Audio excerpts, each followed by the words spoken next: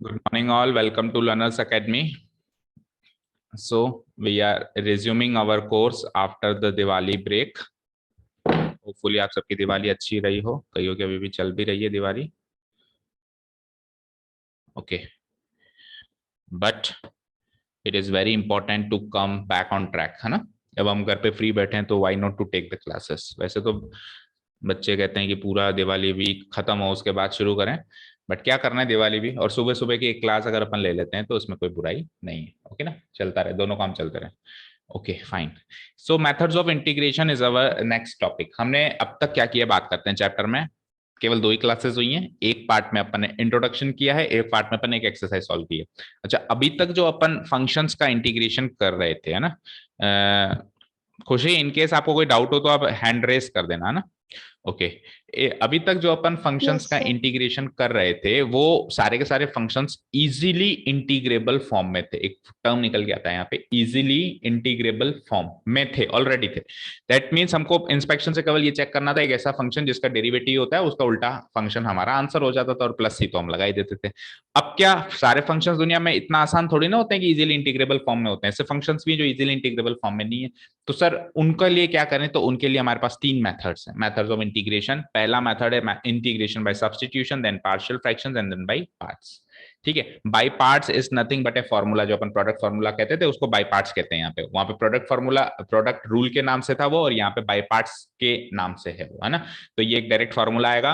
Partial fractions क्या होते हैं? पार्शियल फ्रैक्शंस एक्चुअली इंटीग्रेशन का कोई प्रोसेस नहीं है. पार्शियल फ्रैक्शंस तो किसी भी फंक्शन को एक फ्रैक्शन में तोड़ने का एक प्रोसेस है, लेकिन वो इंटीग्रेशन में हम यूज करेंगे. आज से पहले हमने यूज नहीं किया, इसलिए इसका मेथड का नाम बन गया इंटीग्रेशन यूजिंग पार्शियल फ्रैक्शन. जबकि पार्शियल फ्रैक्शंस को नई चीज नहीं, बहुत इजी चीज है. Substitution is the main important method, क्योंकि चाहे आप पार्शियल फ्रैक्शन करो चाहे आप पार्ट्स करो, आपको उन दोनों में भी सब्स्टिट्यूशन तो करना ही पड़ेगा. That mean integration without substitution possible ही नहीं है, प्रैक्टिकली पॉसिबल ही नहीं है. तो जो ये पहला मेथड है ना, that is the most important one. ठीक है, इसके क्वेश्चंस अभी आसान दिखाई देंगे, लेकिन धीरे धीरे धीरे धीरे ये सब्स्टिट्यूशन, देखो पार्शियल फ्रैक्शन में क्या होगा कि फ्रैक्शन में कन्वर्ट करके करना है, सबको पता है. पार्ट्स में क्या होगा, फॉर्मूला लगाना है, सबको पता है. बट सब्स्टिट्यूशन में पता तो है, लेकिन किसको सब्स्टिट्यूट करना है, अगेन ये सोचने वाली बात होगी, वही सोचना इंपॉर्टेंट होगा. और इसका रोल सब में ही रहेगा, मैंने जैसा कि गैस में भी रहेगा, इसमें भी रहेगा, इवन डिफरेंशियल इक्वेशन में भी रहेगा. ठीक है, so this is the most important one, the first method of integration, that is integration by substitution. Let us start by taking an example. एक एग्जाम्पल से स्टार्ट करते हैं. एक्चुअली क्या हुआ वो समझ लो. जैसे अभी मैं क्लास 11 में भी लीनियर इनइक्वालिटी बता रहा था, तो लिखने के लिए बहुत लंबा चौड़े नोट्स थे हमारे पास, बट एक्चुअली क्या हुआ समझ लो. बात खत्म. फॉर्मेलिटी के लिए नोट्स अपन लिख ही देते हैं ना. तो एक्चुअली हुआ क्या वो समझ लो. आपने मुझे कहा कि सर आपने सबका आना इंटीग्रेशन सिखाया मुझे, मतलब I am talking about trigonometric functions, मतलब सबका डेरिवेटिव सिखाया, बट इंटीग्रेशन आपने सबका नहीं सिखाया. आपने कल साइन कॉस का सिखाया. What about tan sec cosec sec cosec cot, उनका भी तो सिखाओ. तो मैं स्टार्ट उसी से कर रहा हूँ. मैं आज स्टार्ट कर रहा हूँ कि टेन एक्स का इंटीग्रल क्या होता है. टेन एक्स का इंटीग्रल क्या होता है ना, साइन एक्स का सीख गए. चलो लिख देते हैं एक बार क्या क्या सीखे हम लोग साइन एक्स का इंटीग्रेशन सीख चुके हैं. Integration sine x into d x क्या होता है बेटा, minus cos x plus c. And integration cos x dx क्या होता है, plus sine x plus c, sine x plus c, right. ये तो सर हम सीख गए. अब सर ये भी सिखाओ, integration tan x d x. ये क्वेश्चन मार्क ये सिखाओ. आपने मुझे ये तो सिखा दिया कि integration sec square x dx tan x plus c होता है. दैट मीन्स टेन एक्स किसका इंटीग्रल है वो सिखा दिया, लेकिन टेन एक्स का इंटीग्रल नहीं पता. टेन एक्स किसका इंटीग्रल है, सेक स्क्वायर एक्स dx का इंटीग्रल, वो मुझे पता है, but what about the integral of ten x. तो मैंने क्या कहा था, पहले भी कहा था कि वो इजीली इंटीग्रेबल फॉर्म थी. Tan x is not an easily integrable form, तो कन्वर्ट करेंगे. So here we will use the method of substitution. Here we will use the method of substitution. Clean कर देता हूं स्क्रीन, बात करते हैं tan x की, इंटीग्रेशन टेन एक्स की. ध्यान से सुनिएगा. तो हम क्या करेंगे, इस फंक्शन को एक्सपैंड करेंगे. तबियत सही नहीं आपकी? हम इस फंक्शन को एक्सपैंड करेंगे जितना कर सकते हैं. तो अभी तक तो हम इतना ही जानते हैं सर कि ये होता है ना sine x by cos x होता है. अभी तक तो हम इतना ही जानते हैं कि टेन एक्स क्या होता है, tan x by cos x. ठीक, टेन एक्स का मैं सिखाऊंगा ना, तो cosec x cot x and sec x का आप खुद कर पाओ, नहीं भी कर पाओगे तो ट्राई तो मार पाओ, है ना. Okay, 10x sin x by cos x होता है, ये तो हमको पता है। कैसे इसको इंटीग्रेट करें, कैसे ऐसा एक ऐसा फंक्शन सोचें जिसका integral sin x by cos x होता हो। ठीक है, तो हम क्या करेंगे, एक ऐसा फंक्शन सोचेंगे इसमें, एक ऐसा फंक्शन सोचेंगे जिसका डेरिवेटिव इसी फंक्शन में मौजूद है। एक ऐसा फंक्शन सोचेंगे या एनालाइज करेंगे, बस अब सब्स्टिट्यूशन सब comes of analysing the things है ना। एनालाइज करो एक ऐसा फंक्शन जिसका डेरिवेटिव इसी में मौजूद है, इसी में मौजूद है। तो आप कहोगे सर sin x का डेरिवेटिव cos x होता है। अच्छा, उसके डेरिवेटिव में अगर कुछ कांस्टेंट्स हैं जैसे कि 2 3 4 -2 -6 -1, उनको इग्नोर कर सकते हैं क्योंकि कांस्टेंट तो एज इट इज बाहर आ जाता है इंटीग्रल में, तो उससे घबराना ही नहीं है। तो लेट अस से sin x का डेरिवेटिव cos x मौजूद है और cos x का डेरिवेटिव माइनस sin x होता है, लेकिन माइनस तो बाहर आ जाएगा ना, कांस्टेंट ही तो है -1, बाहर आ जाएगा, तो sin x मौजूद है। तो सर sin x का डेरिवेटिव cos x मौजूद है, cos x का डेरिवेटिव sin x मौजूद है, आगे क्या करें। तो मैं कहूंगा कि आपने कहा sin x का डेरिवेटिव भी मौजूद है, आपने कहा cos x का डेरिवेटिव मौजूद है, लेकिन आप गलत हो, sin x का डेरिवेटिव मौजूद नहीं है, cos x का ही मौजूद है। याद रखना, sin x का जो डेरिवेटिव होता है वो cos x dx होता है। क्या होता है, इंटीग्रेशन में याद रखेंगे, क्या रखेंगे, क्योंकि विथ रेस्पेक्ट टू x आप डिफरेंशिएट कर रहे हो, तो sin x का डेरिवेटिव के अंदर क्या निकल के आएगा, cos x dx। Okay, on cos x का डेरिवेटिव में क्या निकल के आएगा बोलना, cos x का डेरिवेटिव क्या होगा बोलना, minus sin x dx, minus sin x dx, यही होगा। ठीक है ना, यहां तक क्लियर है। ओके, तो अब मुझे बताओ यहां पे cos x dx मौजूद है या, चलो माइनस को भूल जाते हैं, आपने कहा सर माइनस को तो भूल जाते हैं, sin x dx मौजूद है, दोनों में से क्या मौजूद है, sin x dx, बिकॉज ये dx हमेशा न्यूमरेटर का पार्ट होता है, ये मल्टीप्लाई होता है, ये क्या होता है, मल्टीप्लाई, तो dx न्यूमरेटर का पार्ट है, तो इधर cos x dx मौजूद नहीं है। अगर dx डिनोमिनेटर में होता, yes 1 by cos x dx मौजूद, dx बाय cos x मौजूद है, ऐसे कह सकते हो, dx बाय cos x मौजूद है, जबकि मुझे क्या चाहिए था, cos x dx। That means ये ऑप्शन कैंसिल हो गया, ये ऑप्शन भी कैंसिल हो गया, एक ही ऑप्शन है cos x और उसका डेरिवेटिव, cos x और उसका डेरिवेटिव, यहां तक क्लियर है। तो first of all identify that function जिसका डेरिवेटिव मौजूद है, और उसके डेरिवेटिव में dx पार्ट में लेके चलना, और जब अपन एक जनरल फॉर्म में इंटीग्रल को लिखते हैं, रिप्रेजेंट करते हैं, तो dx is the part and parcel of numerator and not the denominator. इन बातों को ध्यान में रखना है, आगे बढ़ते हैं। फिर अभी बीच में एक बार करके बता देंगे भाई dx क्यों होता है, वैसे तो आप समझ गए होंगे ना भाई dx क्यों निकल के आता है। ओके,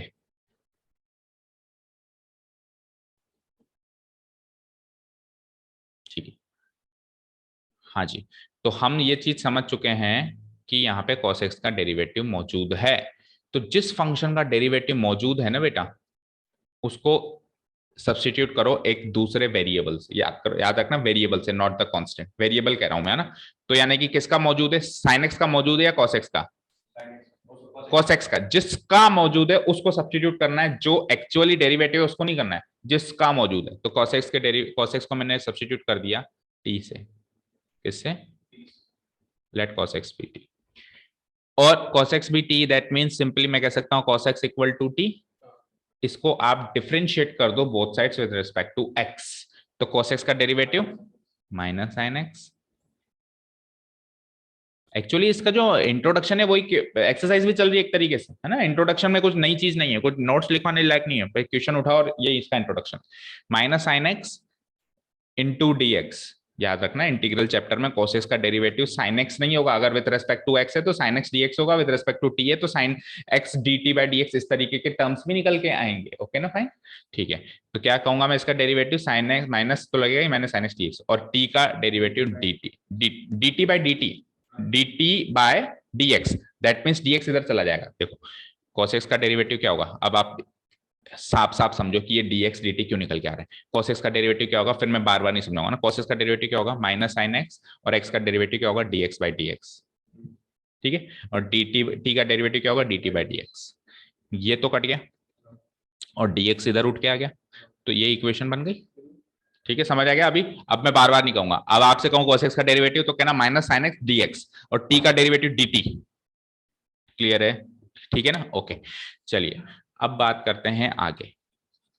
कई बच्चों को कंफ्यूज हो रहा था कि dx dt के क्यों निकल के आ रहे हैं, इस कारण से निकल के आ रहे हैं, ये एक्चुअली डिफरेंशियल इक्वेशन का थोड़ा पार्ट है इसमें। ओके फाइन, अब सुनना, अगर sine minus sine x d x की वैल्यू dt है तो साइन एक्स डी एक्स की वैल्यू क्या होगी, minus d t, very good. Minus को तो उधर ले जाएंगे ना, माइनस डी टी। तो साइन एक्स डी एक्स की जगह माइनस डी टी रखा जा सकता है, आप मानते हो?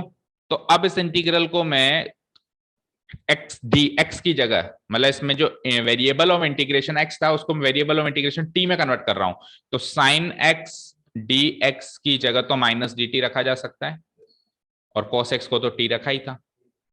तो ये पूरा इंटीग्रल कैसे में चेंज हो गया, minus d t by t, minus d t by t. चलो माइनस को तो बाहर निकाल देते हैं, तो minus of integration d t by t. अब अगर dx by integration dx by x solve करना आता है आपको, तो इंटीग्रेशन dt बाई टी नहीं सोल्व करना आएगा क्या? जो आंसर x में आता था अभी t में आएगा, मतलब उसमें वेरिएबल ऑफ इंटीग्रेशन x होता था, इसमें वेरिएबल ऑफ इंटीग्रेशन t हो जाएगा। क्या होता था, log modulus x plus c, यही तो होता था। तो अब क्या होगा, log modulus t plus integration ने इसने एनसीईआरटी ने हमेशा आपको सजेस्ट किया है कि लॉग के आगे आप मॉडुलस लगाओ, तो अब एनसीईआरटी को भागवत गीता मानते हुए इसको फॉलो करोगे, तो माइनस तो लगेगा ही लगेगा, माइनस लॉग टी प्लस सी। सर आंसर तो आ गया, बट एक प्रॉब्लम है, टी तो हमारी मानी हुई चीज थी। कोई बात नहीं, डी सब्स्टिट्यूट कर दो, आपने एक पर्पस के तहत उसको टी माना था, वापस पर्पस पूरा, तो टी को वापस एक्स में कन्वर्ट कर दो। टी क्या था, अच्छा इस माइनस को भी अगर, चलो माइनस को बाद में कर देंगे, माइनस को भी माइनस रखने दो, टी की जगह क्या है, कॉस एक्स। तो वैसे तो ये आंसर है। थोड़ा सा और इसको अच्छे फॉर्म में लेके जाएं तो देखो, माइनस आपने सीखी है ना चीज, कि जैसे 2 लॉग एक्स क्या होता है, लॉग ऑफ एक्स स्क्वायर होता है, ये 2 जो इसकी पावर बन जाती है, तो ये -1 है, यहाँ पे -1 कॉस एक्स की पावर हो जाएगी, तो इसको क्या लिख दूंगा मैं नेक्स्ट स्टेप में, कॉस एक्स की पावर -1, इधर लिख दूं, कहाँ लिखूं, स्पेस नहीं बचा, यहाँ लिख देता हूँ, है ना। उसके बाद यहाँ आ जाओ, कैसे लिख सकता हूं मैं इसको, माइनस को मैं ऊपर ले जाऊं, मतलब cos x की पावर के रूप में चेंज कर दूंगा, तो माइनस लॉग cos x की पावर -1 मॉडुलस लगा दो प्लस c, यही लिखूंगा। अच्छा cos x की पावर -1 sec x होता है, क्योंकि ये इसका मतलब है 1 बाय cos x, तो log sec x plus c is the final integral of 10x, जो आपको आगे डायरेक्ट याद रखना है। अब देखो हर एक्सरसाइज में 4 5 या 10 12 फॉर्मूले नए पैदा होते जाएंगे, जो आपको अगली एक्सरसाइज के लिए डायरेक्ट याद करना है। उस एक्सरसाइज के लिए तो एक क्वेश्चन है, अगली एक्सरसाइज के लिए वो एक रूल बन जाएगा। अभी 10x का इंटीग्रल कोई करने के लिए कहे तो एक्सरसाइज नंबर 7.2 के लिए तो एक क्वेश्चन है, ठीक है, बट एक्सरसाइज 7.3 के लिए वो रूल है, आपको आगे याद रखना ही पड़ेगा। बताओ खुशी, समझ में आया कैसे अपन सब्स्टिट्यूशन से इजीली इंटीग्रेबल फॉर्म में चेंज करते हैं, एंड देन फिर वापस डी सब्स्टिट्यूट करके उसको ओरिजिनल फॉर्म में लेके जाते हैं। कुल मिला के 10x का इंटीग्रल कैसे हुआ ये समझ आया आपको, बताओ। Yes sir. अच्छे से, सब्स्टिट्यूशन मेथड ही सबसे इंपॉर्टेंट मेथड है।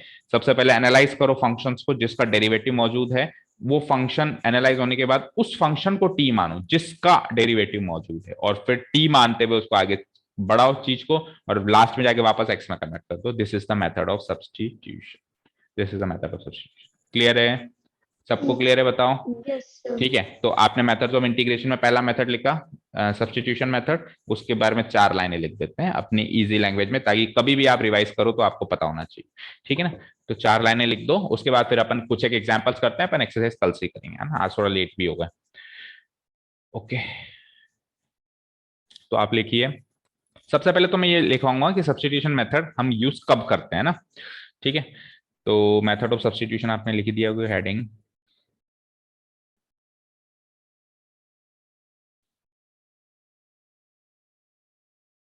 substitution. We apply method of substitution. We apply the method of substitution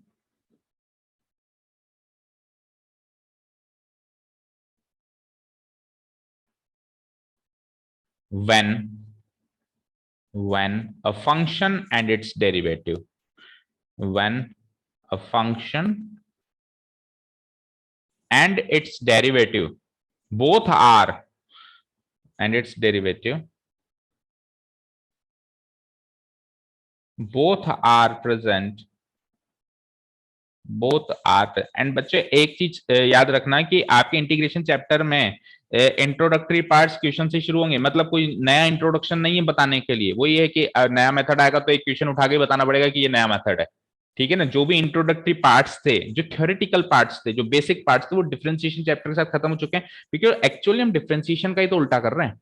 तो जो चीजें हमने वहां कर ली उसको उल्टा करके क्या लिखवाना बार बार, चीजें वही है उल्टी है, बस अब नए नए मेथड्स हैं, नए नए टेक्निक्स हैं जिसको अपन क्वेश्चन उठा के ही समझा सकते हैं। ये क्वेश्चन उठाओ और करना शुरू कर दो। Okay, and it's derivative both are present in the, वो उस फंक्शन को क्या कहते हो जिसका इंटीग्रेशन करते हैं, बेसिक टर्म्स लिखवाई थी मैंने पहली क्लास में। जिस फंक्शन का हम इंटीग्रल करने वाले हैं या जिस फंक्शन का हम इंटीग्रेशन करने वाले हैं उस फंक्शन को क्या कहते हैं, इंटीग्रैंड। इन चीजों को भूलो मत बेटा, ये आधे आधे नंबर के क्वेश्चंस हैं। इंटीग्रैंड, इंटीग्रैंड के अंदर जैसे अभी 10x इंटीग्रैंड था, तो उस 10x के अंदर एक फंक्शन उसका डेरिवेटिव दोनों मौजूद थे। तो सबसे पहले तो डिसाइड करो हम सब्स्टिट्यूशन लगा भी सकते हैं कि नहीं लगा सकते। यस लगा सकते हैं, क्योंकि एक फंक्शन और उसका इंटीग्रल, उसका डेरिवेटिव, एक फंक्शन और उसका derivative both are present in the integrand. Okay, अब लगाएंगे कैसे, ये तो था लगा कब सकते हैं, are present in the integrand. For this इसके लिए हम क्या करेंगे, वी सब्स्टिट्यूट दैट फंक्शन, उस फंक्शन को जिसका इंटीग्रल मौजूद, जिसका डेरिवेटिव मौजूद, we substitute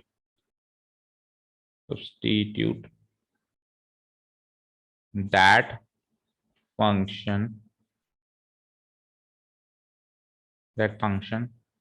by another variable, और वो अनदर वेरिएबल एनसीईआरटी ने रेकमेंड किया कि टी से स्टार्ट करो। मान लो दो वेरिएबल में चेंज, कई बार क्या होता है दो बार सब्स्टिट्यूशन लगता है, हमने कन्वर्ट किया, वापस एक ऐसा फंक्शन है जिसका इंटीग्रल वापस उसमें मौजूद है, तो फिर टी के बाद यू, यू के बाद वी, ऐसे चलता जाएगा। मतलब स्टार्ट सीरीज कहां से होगी, टी से। For this we substitute that function by an another variable T.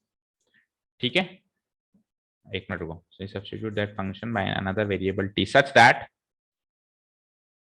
That ऐसा करने से क्या होगा, it's derivative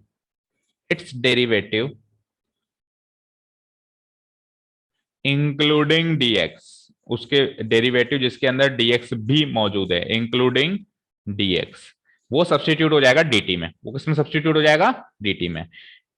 it's derivative including dx is substituted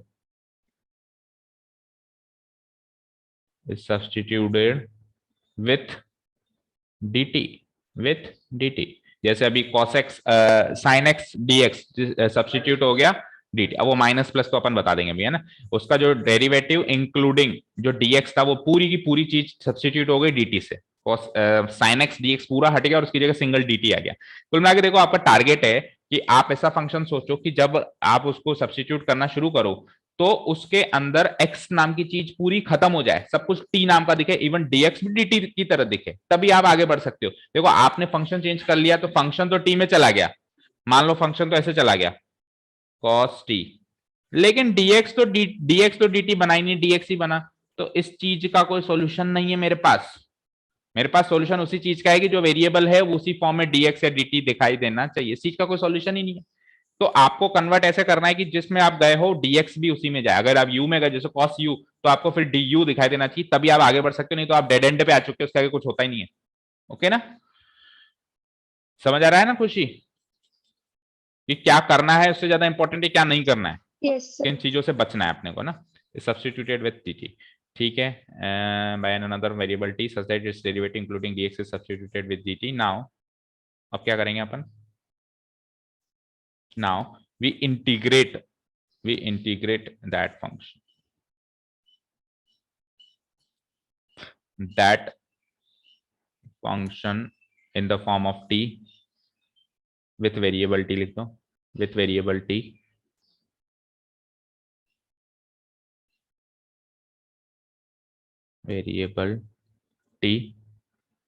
with respect to t, उसको t की फॉर्म में अपन इंटीग्रेट कर देंगे, t के रेस्पेक्ट में, है ना, with respect to t। Okay, उसके बाद and finally we de-substitute,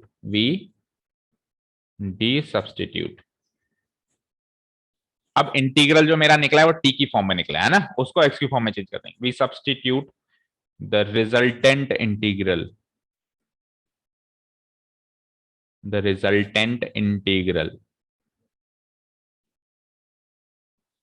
in the form of t. हमारा resulted integral in the form of t निकला है, उसको डी सब्स्टिट्यूट कर देंगे to a function of x, to a function of x, और वही हमारा फाइनल आंसर होगा। समझ आया?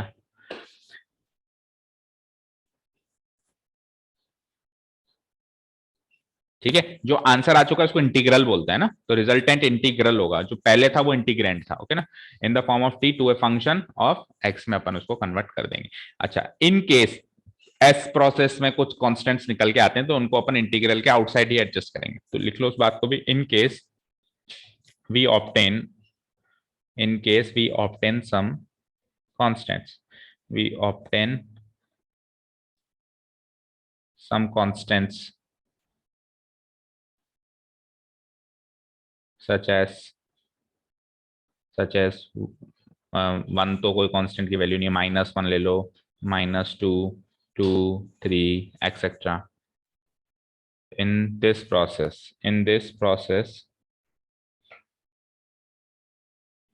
they are adjusted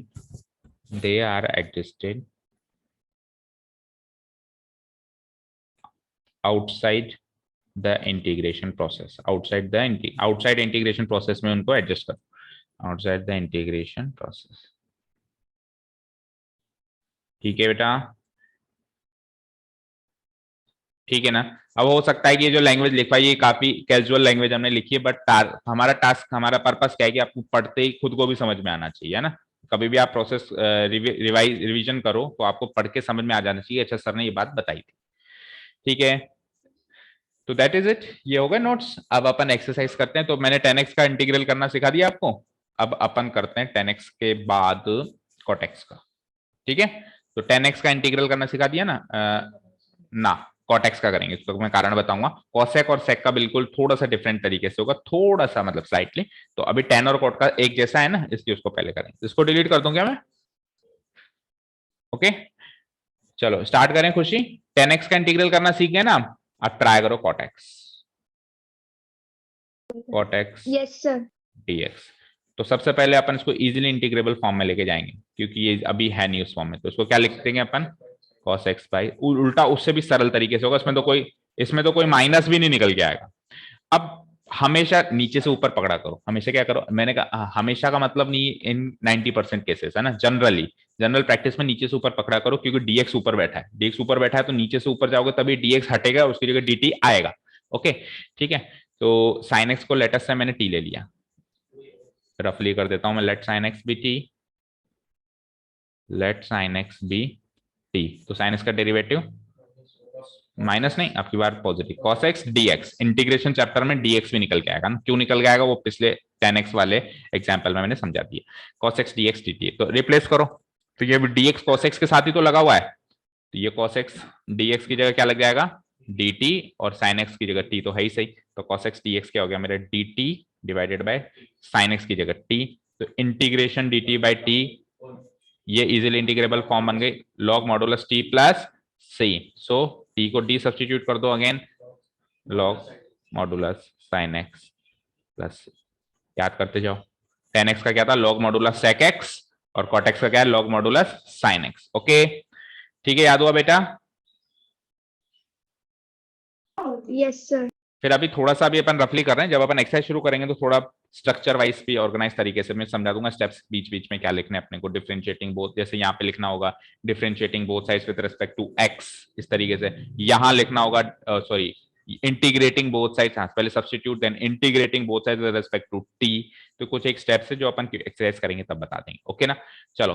तो साइन कोस का याद हो गया था, टेन और कॉट का सीखे, अब क्या बचा? कोसेक और सेक। चलो, तो कोसेक और सेक की में पहले अपन करते हैं जिसमें नेगेटिव ना निकल गया है, सेक एक्स का करते हैं पहले। ओके, सेक एक्स का करो, वैसे तो किसी का भी कर लो, एक ही प्रोसेस है करीब करीब। Integration sec x dx। अब बच्चा कहेगा सर इसको ऐसे कर दो, 1 by cos x dx, but ऐसा करने से बात नहीं बनी, हमेशा नहीं बनेगी। cos x का डेरिवेटिव 1 थोड़ी ना होता है, 1 इंटू डी एक्स छोड़ना होता है, या 1 का डेरिवेटिव cos x dx छोड़ना होता है, कुछ ही नहीं बना, कुछ हुआ ही नहीं यहाँ से। तो मैंने क्या कहा था, इजीली इंटीग्रेबल फॉर्म में कन्वर्ट करना है, सब्स्टिट्यूशन मेथड में ही लगेगा जितना दिमाग लगेगा। अभी तो क्या है, स्टार्टिंग में इजी इजी फंक्शन है, धीरे धीरे फंक्शन डिफिकल्ट होते जाएंगे, जैसे अभी हो गया, ये डिफिकल्ट हो गया, हमारे रेंज से बाहर चला गया, कुछ और सोचना पड़ेगा। तो मैंने सोचा यार sec x का डेरिवेटिव नहीं आता मुझे, पर मुझे sec स्क्वायर x का आता है। मुझे क्या आता है, sec square x। sec square x के लिए एक sec x की जरूरत है, मुझे एक sec x की जरूरत है। ठीक है, देखो एक काम करता हूं मैं, अब जो चीज मैं करने वाला हूं वो मेरे एक्सपीरियंस से मुझे पता है, मैं ऐसे नहीं कह सकता कि ये कोई रूल है ना। आपको सर आपको कैसे पता, आपने ये कर दिया, अरे एक्सपीरियंस से क्वेश्चन करते करते आप भी सीख जाओगे। करना क्या है, देखो इस sec x को मैंने मल्टीप्लाई कर दिया किससे, sec x plus tan x। अच्छा, अब एम आई थोड़ा ना किसी से मल्टीप्लाई कर सकते हैं, अगर आप मल्टीप्लाई कर रहे हो तो सर आप डिवाइड भी करो, okay, to balance that situation, है ना। तो मैंने sec x plus tan x से डिवाइड भी करा दिया। सर आपको कैसे पता, इसी से करना है, that has come out out of my experience, मैंने क्वेश्चन बहुत सारे किए हुए हैं पहले, इसलिए मुझे पता है, आप भी सीख जाओगे, नो प्रॉब्लम। अब ये पूरा एक फंक्शन बन चुका है, इसको मैं ब्रैकेट में पैक करके इंटू dx कर देता हूं। अच्छा, कई बार क्या होता है, अपन ने जो चीज सोची है, थोड़े बहुत एडजस्टमेंट्स बीच में करने पड़ जाते हैं, तो वो भी हो सकता है अभी भी करने पड़ जाए। भाई आपने तुक्का ही तो लगाया, भाई सर ऐसे कर देते हैं, अब मान लो कि करीब करीब पहुंच गए, लेकिन कुछ एडजस्टमेंट्स हैं, जैसे माइनस को प्लस करना है, 2 को 1 करना है, 3 को, तो ये अपन इन द प्रोसेस बीच में कभी भी कर सकते हैं, जरूरी नहीं है कि हमको ऐसा नहीं कि काटना पड़ के फिर से शुरू करना पड़ेगा ना, काटो पीटो मत, उसके आगे भी अपन वो एडजस्टमेंट्स कर सकते हैं। ओके, चलो इसको आगे बढ़ाते हैं बेटा। तो sec x into sec x क्या होता है, sec स्क्वायर x, और sec x into tan x क्या होता है। अच्छा, कई बच्चे ऐसे कर देते हैं, अरे तो फिर तो वापस पहले ही पहुंच गए, वो नहीं करना है ना, जिस पर्पस के लिए इसको मल्टीप्लाई किया तो मल्टीप्लाई तो करो, sec x tan x and whole divided by sec x plus tan x, और dx तो है ही सही। जरा अब नीचे वाला फंक्शन देखना, क्या इसका डेरिवेटिव ऊपर मौजूद है, बिल्कुल है, कुछ प्लस माइनस साइन एडजस्ट करने होंगे तो कर लेंगे, कोई बड़ी बात नहीं है। sec x का डेरिवेटिव क्या होता है, sec x tan x, ये रहा, और tan x का डेरिवेटिव क्या होता है, sec स्क्वायर x, ये रहा। बट प्रॉब्लम है, प्रॉब्लम क्या है, तो मैंने क्या कहा था, एडजस्टमेंट बीच में करने पड़ जाते हैं। चलो मैं रफली एक बार आता हूं, सपोज करो मैंने नीचे वाले फंक्शन का को t मान लिया, जिसका डेरिवेटिव मौजूद है उसको t मानते हैं, तो sec x plus tan x को मैंने क्या मान लिया, t। तो मुझे बताओ sec x का derivative, sec x tan x, yes, and tan x का derivative sec square x, yes, और इंटू dx को करेंगे ही करेंगे, into dx equal to dt। तो ऐसे की ऐसी चीज ऊपर है क्या मौजूद, बिल्कुल है, तो इस बार तो एडजस्टमेंट की जरूरत नहीं हो पड़ी। अभी जब अपन cosec x का करेंगे तो कुछ एडजस्टमेंट की जरूरत पड़ेगी, अभी नहीं पड़ी, इसलिए मैंने जानबूझ के वो लिया जिसमें माइनस ना निकल के आए पहले। तो समझ पा रहे हो खुशी, sec x tan x और tan x का डेरिवेटिव sec स्क्वायर x, ये as it is into dx, ये एज इट इज चीज ऊपर मौजूद है, मतलब ये वाली चीज, ये वाली Yes, चीज sir. एज इट इज, इसको मैं ब्रैकेट और लगा देता हूं, इनटू dx। अब देखो ये वाली चीज एज इट इज ऊपर मौजूद है, तो इसको मैं dt से रिप्लेस कर सकता हूँ, सब्स्टिट्यूट कर सकता हूँ, तो it has come out to be dt by sec x tan x को तो t माना था ना, dt बाय t, इजीली इंटीग्रेबल फॉर्म क्या बन जाएगा, log modulus t plus c, again d substitute कर दो तो log modulus sec x plus tan x, and यही हमारा sec x का इंटीग्रल है।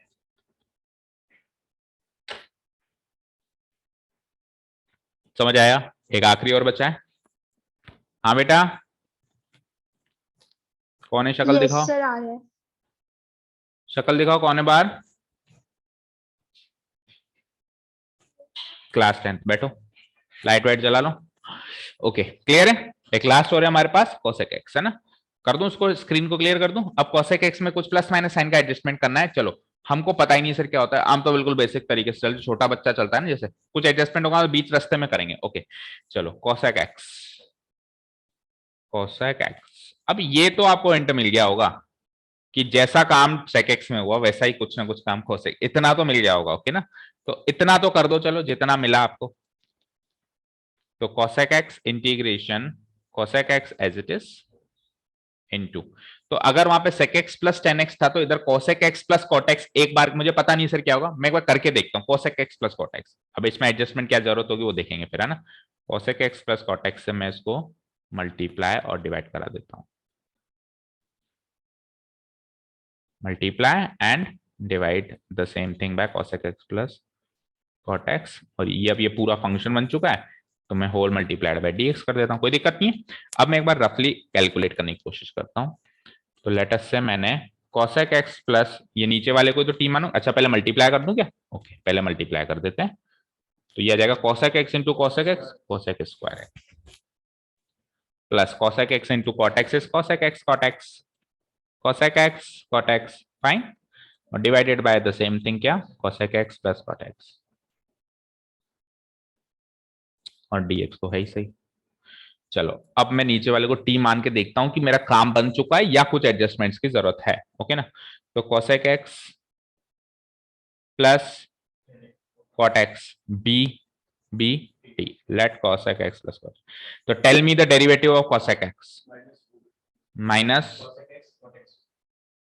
Minus cosec x, yes very good, minus cosec x,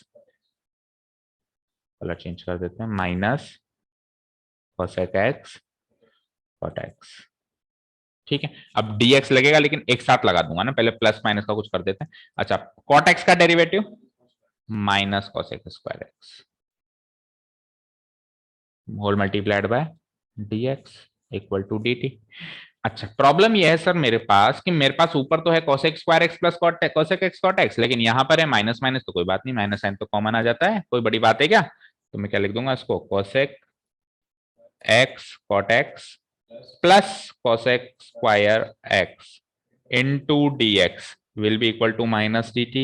भाई दोनों से माइनस साइन कॉमन आ गया ना, और इधर दे दिया। प्रॉब्लम तो तब होती जब एक से आता, अब एक से आता ना तो फिर अपने को यहाँ पे प्लस माइनस करना पड़ता है। तो cos, अभी जैसे ये भी पॉजिटिव रखा तो काम बन गया। अगर एक से प्लस माइनस साइन निकलता तो फिर क्या करना पड़ता, इसको पॉजिटिव से नेगेटिव करके देखते काम बना, नहीं तो इसको पॉजिटिव से नेगेटिव करने, ये एडजस्टमेंट्स आपको इन बिटवीन द क्वेश्चंस करने पड़ेंगे। ओके ना, इसमें कोई कुछ नहीं कर सकता। ओके, तो माइनस dt हो गया। तो मैं अब क्या कर सकता हूं, अब मैं सर इसकी value cosec x cot x plus cosec square x into dx की वैल्यू माइनस dt रख सकता हूं, माइनस dt रख सकता हूं ना। ओके, तो उसके बाद ये क्या हो जाएगा, इंटीग्रेशन, माइनस को बाहर लगा दूं, dt बाय, और ये तो t है ही सही, तो that will be equal to minus minus log modulus t plus c, जैसे पहले किया था, माइनस लॉग t की value cosec x plus cosec cosec cot x, cosec x plus cot x plus c, ठीक है, ये आपका फाइनल आंसर, ठीक है। वैसे तो ये आपका फाइनल आंसर है, बट स्टैंडर्ड फॉर्म में ये नहीं दिया हुआ ऐसा लग रहा है मुझे। एक सेकंड रुको,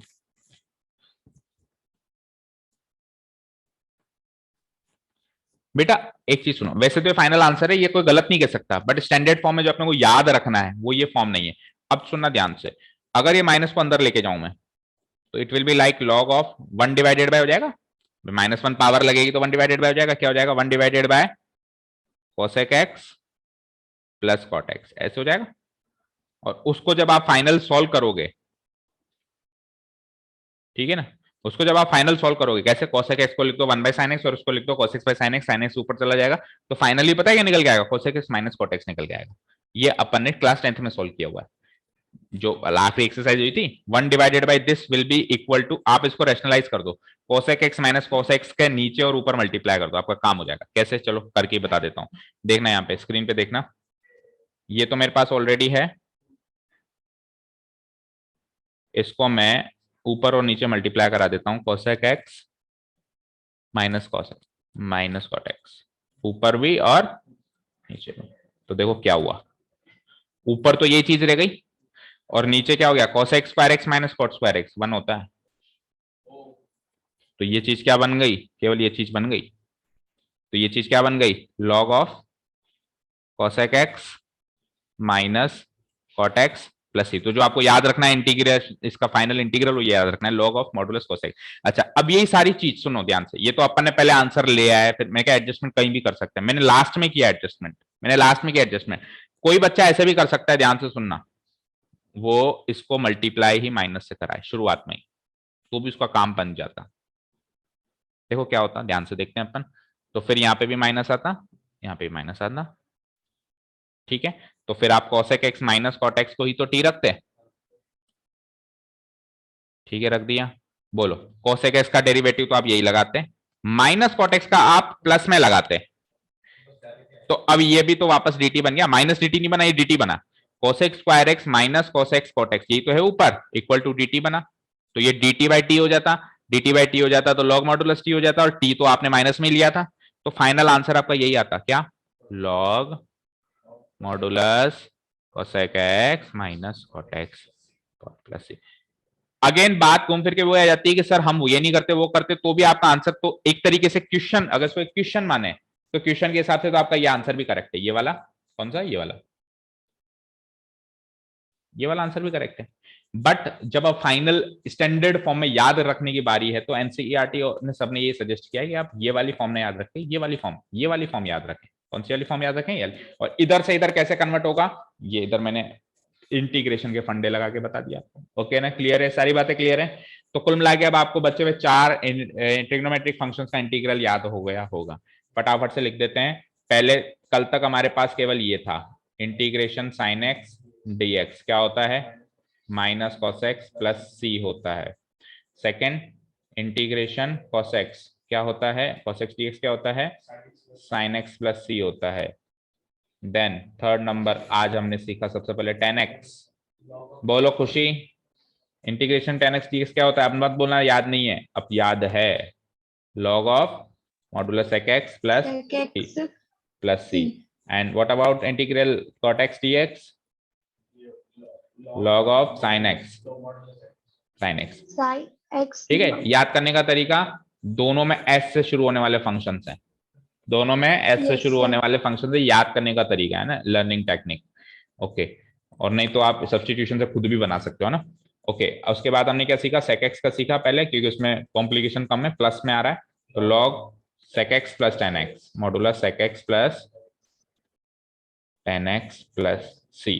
and last but not the least, integration cosec x dx, integration cosec x dx equal to log cosec x minus cot x plus c. तो बताइए 6 के 6 इंटीग्रल ट्रिग्नोमेट्रिक फंक्शंस के इंटीग्रल्स आज से आपको याद हैं, कल तक याद नहीं थे, आज से याद हैं। क्लियर है क्या, क्लियर है क्या खुशी, ठीक है। इन चारों को अगेन घर से सब्स्टिट्यूशन से सॉल्व करना है, that is the part of homework, mark करो ताकि ये चीज कभी भूले ही ना, हमेशा याद रहे, ठीक है। ये तो होमवर्क मार्क करो, क्लियर है, बोलो होमवर्क क्लियर है आज का, बाय सब्स्टिट्यूशन, ऐसे नहीं डायरेक्ट लिख दिया। अच्छा एक काम करना, पहले तो बाय सब्स्टिट्यूशन सॉल्व करना, फिर फाइनली लास्ट में जाके लिखना कि now we have the integrals of all the 6 trigonometric function, फिर एक टेबल बना के इसको कर देना। ये पार्ट तो है इंटीग्रेशन का, ये पार्ट तो है होमवर्क का, ठीक है। अब क्या करें, अब जाते जाते, ये तो इंटीग्रेशन हमने ट्रिग्नोमेट्रिक फंक्शंस के कर लिया अभी है ना, अब जाते जाते बोलो खुशी, कोई डाउट है क्या आपको,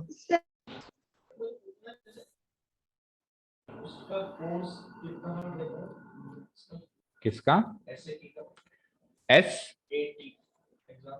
सुना नहीं मैंने कभी, एस ए टी का, हाँ अच्छा रिसर्च करना पड़ेगा सर आपने होमवर्क में क्या बोला था, होमवर्क में मैंने बेटा ये बोला है कि ये जो 6 ट्रिग्नोमेट्रिक फंक्शंस है ना, उसकी ये 4 ट्रिग्नोमेट्रिक फंक्शंस तो बाय सब्स्टिट्यूशन आपको प्रूव करके बताना है, जैसे जो चीज मैंने अभी प्रूव करी आपको अपने आप प्रूव करना है। Okay yes sir, and then उसको करने के बाद फिर एक टेबल बनानी है कि now we have the integrals of all the 6 trigonometric functions, फिर एक टेबल बना के सबके इंटीग्रल सामने ऐसे कैसे लिख देने, ताकि कभी आप याद करो तो 6 के 6 आपको एक साथ दिखाई दें एक ही ब्लॉक में, ठीक है। ये तो आज का होमवर्क हो गया, ये तो आज का होमवर्क हो गया। अब जाते जाते एक फंक्शन का इंटीग्रेशन बाय सब्स्टिट्यूशन हम अटेम्प्ट करेंगे, और अटेम्प्ट करने के साथ साथ एक बात और सीखेंगे, एक बात और सीखेंगे ना, वो मैं उसमें ट्रिग्नोमेट्रिक फंक्शन में घुसा के बताता ना तो कंफ्यूजन जाता होता। लेट अस से मैंने आपको कहा कि आप इंटीग्रेशन करो 2x divided by x square, या फिर चलो बहुत इजी सा ही करवाता हूँ शुरुआत में, 2x divided by x square dx, बहुत इजी सा करवा रहा हूँ जान करके, क्योंकि जो चीज मैं सिखाने वाला हूँ तो इसमें आप साफ साफ देख पा रहे हो कि अब वैसे तो देखो एक्स एक्स कट गया, तो ये फंक्शन अगर आपको एग्जाम में देगा तो 2/x करके देगा, बट 2/x तो अगेन फिर 2 मॉडुलस log x हो जाएगा ना। बट जो चीज मैं आपको समझाना चाह रहा हूँ, आप मानो फंक्शन यही है, आप मानो फंक्शन यही है, या फिर एक्स स्क्वायर प्लस 3 कर, एक्स स्क्वायर प्लस 3 कर दो, चलो एक्स स्क्वायर प्लस 3 कर दो, इसका भी डेरिवेटिव वही होगा, ठीक है ना, यहाँ तक क्लियर है। चलो अब आप जब इसका इंटीग्रल करोगे, जैसा भी मैंने आपको कहा कि एक्स स्क्वायर प्लस 3 का डेरिवेटिव मौजूद है 2x, तो आप क्या कर दोगे, इसको t ले लोगे, differentiating both side with respect to x करोगे तो it will be 2x dx equal to dt। अब देखो इंटीग्रेशन के अंदर डिफरेंशिएशन भी चल ही रहा है, ये डिफरेंशिएशन ही तो चल रहा है, तो वो तो साथ में चले गए। तो 2x dx को आप dt लिख दोगे, तो आप इसको इंटीग्रेशन dt बाय t कर दोगे और आगे का काम आप जैसे करते थे वैसे कर दोगे। द पॉइंट इज कि यहां से यहां आते टाइम जो आप कर रहे हो ना, जो मैंने आपको सिखाया है वो है प्रैक्टिकली कैसे करते हैं, प्रैक्टिकली हम ऐसे करते हैं, बट बुक में और कई जगह हमको भी करना पड़ता है, कई जगह करना पड़ता है, कॉम्प्लिकेशन ज्यादा होती है। एक्चुअली होता क्या है पता है, एक्चुअली ये होता है कि यहां से यहां आ गए ना, तो यहां से यहां dx की वैल्यू निकाली जाती है, ये बिल्कुल बेसिक पे आ गया। मैंने डायरेक्ट आपको पहले तो मैंने आपको डायरेक्ट प्रैक्टिकल चीज बता दिया, बेसिक चीज बता रहा हूं क्योंकि बेसिक चीज अपन एक्चुअली क्वेश्चन में करते ही नहीं है। तो dx की वैल्यू क्या हो गई बोलना, dt बाय 2x। तो फिर यहां से यहां कैसे आओगे, इंटीग्रेशन 2x को 2x, इसको x square plus 3, no change, और dx की वैल्यू डाल दो ना, dx की वैल्यू डाल दो, क्या लिखी है आपने, dt बाय 2x, और 2x से 2x कट गया, तो अल्टीमेटली आपके पास क्या बचा, dt डिवाइडेड बाय t। तो ये तो हो गया बेसिक तरीका, और ये डायरेक्ट तरीका है कि वो चीज को एज इट इज सब्स्टिट्यूट कर दिया। ठीक है, दोनों बातें समझ में आ गई। अब सर कब तो ये कब ये, वैसे तो डायरेक्टली आप सब्स्टिट्यूशन भी कर सकते हो, कोई मना नहीं करेगा, बट जब कॉम्प्लिकेशन थोड़ी सी ज्यादा होती है ना, तो इस तरीके से आ जाओ। कॉम्प्लिकेशन जब थोड़ी सी ज्यादा होती है तो क्या करो, इस तरीके से आ जाओ। कॉम्प्लिकेशन सर कब ज्यादा होगी, कब एक्स्ट्रा होगी, ऐसे होंगी ना, देखो जब ये 2 नहीं होगा, जब ये 2 नहीं होगा क्वेश्चन तो ऐसे ही आएंगे। अब देखो जब ये 2 नहीं होगा तो क्या करूंगा, यहाँ पे भी नहीं होगा, यहाँ पे तो होगा सॉरी, dx की वैल्यू dt बाई 2x, ये तो क्लियर है।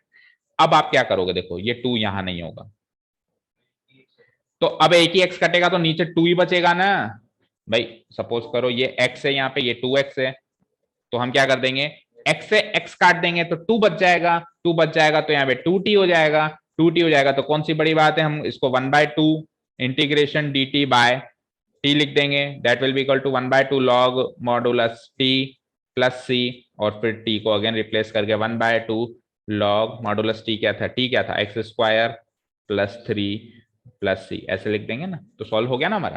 तो अब डायरेक्ट नहीं समझ में आता सर एक्स स्क्वायर प्लस 3 का तो डेरिवेटिव मौजूद ही नहीं, क्या करूं, ये तो इजीली, ये तो सब्स्टिट्यूशन नहीं लगने वाला है, यहाँ तो शायद कुछ और लगने वाला है।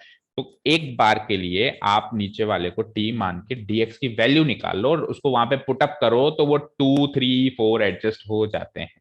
क्या हो जाते हैं वो, 2 3 4। अब किसी ने कहा सर डायरेक्ट बताओ, तो डायरेक्ट बताओ, देखना ध्यान से मैं डायरेक्ट कैसे करूंगा इसका। ये तो था बेसिक तरीका, dx की वैल्यू निकाल के सब्स्टिट्यूट करना है, बेसिक तरीका है ना। डायरेक्ट तरीका क्या है, मुझे पता है एक्स स्क्वायर प्लस 3 का डेरिवेटिव क्या होता है, 2x, मेरे पास है क्या x, तो मेरे को 2 और चाहिए, 2 से मल्टीप्लाई करोगे तो डिवाइड भी करना पड़ेगा, तो इस इंटीग्रल को मैं ऐसे लिख सकता हूँ 1/2 integral 2x by x square plus 3। हो गया काम। अब तो एक्स स्क्वायर का डेरिवेटिव ऊपर मौजूद है, बात रही इस 1/2 की, तो इसको तो एज इट इज लास्ट से लास्ट हम कॉपी पेस्ट करते चलेंगे, और इसका डेरिवेटिव ये निकल, इसका इंटीग्रल ये निकल के आ ही जाएगा। ठीक है, तो ये तो है डायरेक्ट तरीका कि आप उस 2 को पैदा करो। 2 को पैदा करने का तरीका मल्टीप्लाई डिवाइड एडिशन सब्ट्रैक्शन। अगर आप जबरदस्ती प्लस कर रहे हो तो एक बार माइनस करो, जबरदस्ती आप माइनस कर रहे हो तो एक बार प्लस करो, जबरदस्ती आप मल्टीप्लाई कर रहे हो तो डिवाइड कर दो, डिवाइड कर रहे हो तो इंटीग्रल को मल्टीप्लाई कर दो उसी से। जैसे यहाँ पे 2 से मल्टीप्लाई करना पड़ रहा है तो पूरे इंटीग्रल को 1/2 से भी मल्टीप्लाई करा दिया, ये इक्वल है, 2 से 2 कट के वापस वो चीज बन सकती है। और बेसिक तरीका क्या है, कुछ भी मत करो, मल्टीप्लाई डिवाइड कुछ भी मत करो, बस just find the value of dx और उसको सब्स्टिट्यूट करो, तो वो 2 3 4 जो आप सोच रहे हो ना, वो आपको प्रोसेस से मिलेगा। अभी तो आप सोच रहे हो सर क्या करूं क्या करूं, अभी प्रोसेस से मिलेगा। सारी बातें क्लियर हैं, बोलो खुशी, सारी बातें क्लियर हैं, बोलो। Yes sir. So now we are in a position कि अपन एक्सरसाइज नंबर जो भी है अगली 7.2 को सॉल्व कर सकते हैं। देखो ये आपके बुक में भी इन्होंने cos x sec x सबके करके बताएं, जो आपको फाइनली याद रखना है।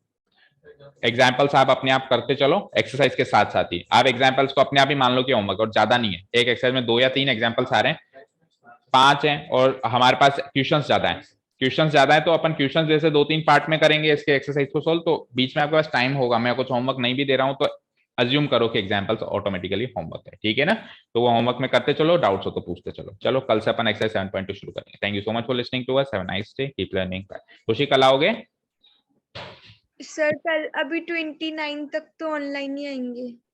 ओके चलो ठीक है।